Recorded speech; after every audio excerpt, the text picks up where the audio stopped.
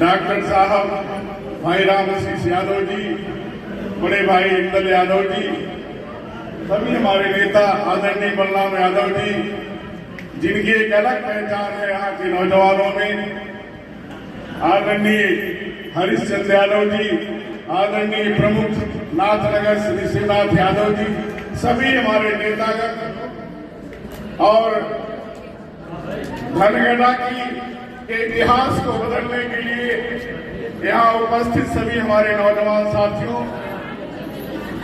माताओं और बहनों, मैं सबको समाजवादी पार्टी के तरफ से मुबारकबाद देना चाहता हूं और मुबारकबाद इस बात का देना चाहता हूं कि अभी चंद दिन पहले परिस्थितियां कुछ और थी। इसकी सिर्फ एक वजह है, कहीं न कहीं हमारे नेतृत्व में, जिला स्तरीय नेतृत्व से कहीं न कहीं थोड़ी चूक हुई, जिसका खामियाजा हमारे सभी कार्यकर्ता उहापोह की स्थिति में रह करके अब तक बिताने का काम किए और अवध के अनुकूल उभर आए। लेकिन मुबारकबाद के पात्र हैं जो हमारे साथी बलराम यादव जी हैं, हमारे विधायक जी हैं, जो अभी इस मसले को आपने कहा कि मैंने लड़ाई लड़ा, निश्चित तौर पर होना चाहिए और ये समाजवादी पार्टी का एक चरित्र है कि एक छोटा सा गरीब कार्यकर्ता हो चाहे अमीर कार्यकर्ता हो, सबको बराबर का सम्मान, बराबर का अधिकार दिया जाता है। ये समाजवादी पार्टी का एक चरित्र है। आपने अंतिम दम तक अपने लिए, अपने कार्यकर्ता के लिए लड़ते रहे। निश्चित तौर पर जो भी उसका परिणाम हुआ, हमारे राष्ट्रीय अध्यक्ष जी ने आकर के हमको आदेश दिया, निर्देश दिया और उसके तहत आपने पुनः पैक होकर के सुर में सुर मिलाने का जो काम किया है और जो घोषित प्रत्याशी है, दोस्तों बड़े खेत की बात है। अगर कहीं मुझे इसी तरह से थोड़ी भूल न हुई होती तो आज मेरा जो साइकिल निशान है मेरे मनीषा जी के साथ होता और कितनी अच्छी बात होती। लेकिन मुझे अफसोस करने की जरूरत नहीं है। जो भी चुनाव चिन्ह मिला है, हम सभी साथी मिलकर के जो हर चुनाव चिन्ह जो मिला है उसको लेकर के जनता के बीच में जाएंगे और निश्चित तौर पर ये धनगढ़ा की क्रांतिकारी धरती, यहाँ से धनगढ़ा से जो संदेश जाएगा, निश्चित तौर पर ये संदेश पूरे खलीलाबाद में ही नहीं, पूरे पूर्वांचल और प्रदेश तक यहाँ का जो आवाज उठेगी प्रदेश नेतृत्व को जाएगा। और निश्चित तौर पर जो आज निर्णय हुआ है, इस निर्णय का सम्मान हमारे राष्ट्रीय अध्यक्ष जी जरूर करेंगे और इसलिए मैं भी आप सबको धन्यवाद देना चाहता हूं। मित्रों, मैं अपनी बात को लंबा नहीं खींचना चाहता। मैं सिर्फ मेरे दोस्तों, लड़ाई अभी बहुत लंबी है।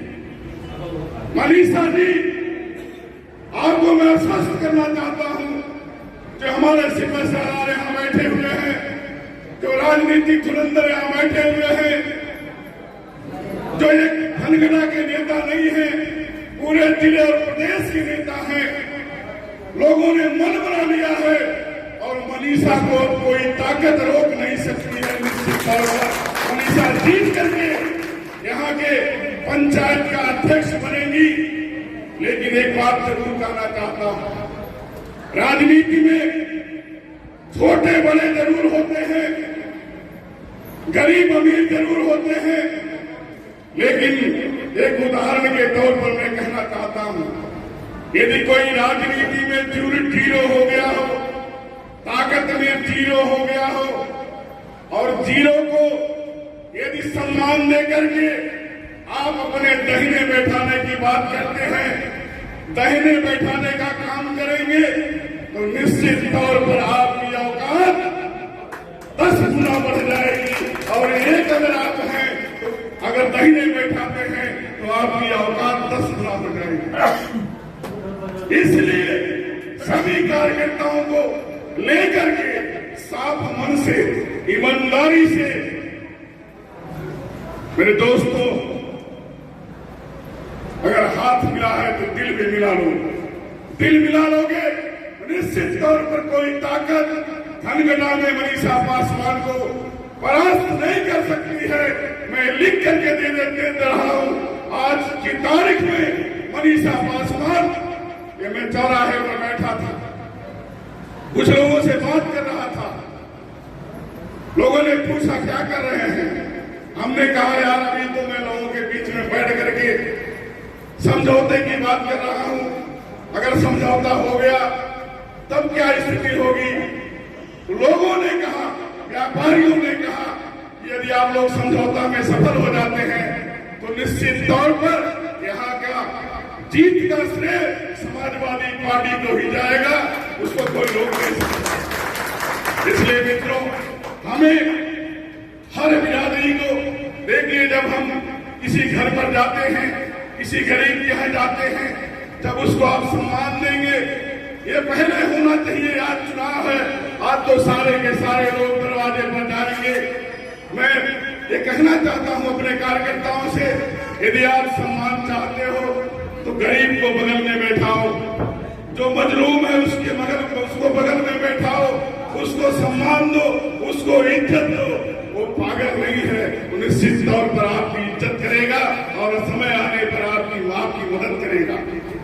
हर बिरादरी, एक यादव से, एक मुस्लिम से, एक चौधरी से, सिर्फ दो बिरादरी से कोई समाज नहीं बनता, कोई देश नहीं बनता, कोई प्रदेश नहीं बनता, कोई चुनाव नहीं जीता जा सकता। हमें हर बिरादरी से, हर लोगों से, गरीब अमीर से, व्यापारी से, हरिजन, जो भी छोटे वर्ग के लोग हैं, जो गरीब जातियां हैं, जो गरीब लोग हैं, उनको आप सम्मान देंगे, उनको इज्जत देंगे और समाजवादी पार्टी के सिद्धांत को लेकर के उनके बीच में जाएंगे तो निश्चित तौर पर वो आपके साथ होंगे। आज परिस्थितियां क्या है, महंगाई कितनी चरम सीमा पर है, भ्रष्टाचार कितने चरम सीमा पर है। एक बार आप थाने पर चले जाइए, देख लीजिए कितनी क्या स्थिति है। किसी गरीब की कोई सुनने वाला नहीं, जुल्म जाति अत्याचार चरम सीमा पर है। दोस्तों, मैं आपसे कहना चाहता हूं, ये लड़ाई छोटी लड़ाई नहीं है, पंचायत की लड़ाई नहीं है, ये संविधान बचाने की लड़ाई है। आज संविधान खतरे में है, संविधान खतरे में है। हमारी आपकी इज्जत, हमारे आपके अस्मत, हमारे आपके जान माल की भी कोई सुरक्षा नहीं है। कब क्या हो जाए कोई स्थिति कोई बता नहीं सकता। आप देख रहे हैं पूरे प्रदेश में क्या स्थिति हो रही है। अभी तमाम साथियों ने मुझसे कहा कि आप थोड़ा कम चला करिए, थोड़ा कम बोला करिए। अभी आप जल्दी आए हैं जेल से। मित्रों, मैं आपसे कहना चाहता हूं, मैं कुछ दिन, आदमी की जिंदगी 100, 200, 4 साल नहीं होती है।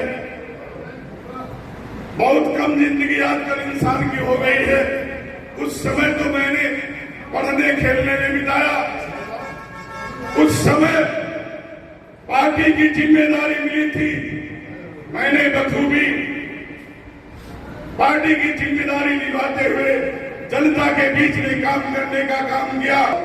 कुछ जो आपने समाज के लिए, अपने लिए, इस इलाके के लिए विकास करने का काम, गति देने का काम, संघर्ष करने का काम समय था, वो मेरे जिंदगी का पीक टाइम जेल में कट गया। बाकी जिंदगी जो बची है, निस्वार्थ तरीके से मैं आपसे कहना चाहता हूँ, इसमें मेरा कोई स्वार्थ नहीं है, की बात नहीं है, मेरा कोई पद प्रतिष्ठा की बात नहीं है।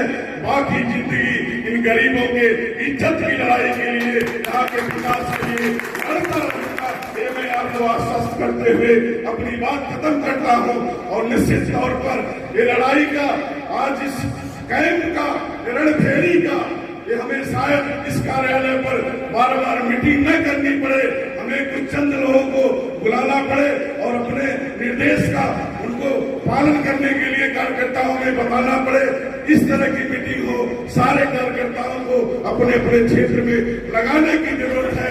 और जहां भी कोई दिक्कत होती है, जो 10-5 लोग जिम्मेदार हैं, उनको बता बताया जाए और वहां सब लोग जुट करके सारे लोग पहुंच करके वहां जनता के बीच में बड़ी बात रखेंगे और निश्चित तौर पर जनता आपके साथ होगी। बहुत बहुत धन्यवाद। जय हिंद, जय संविधान।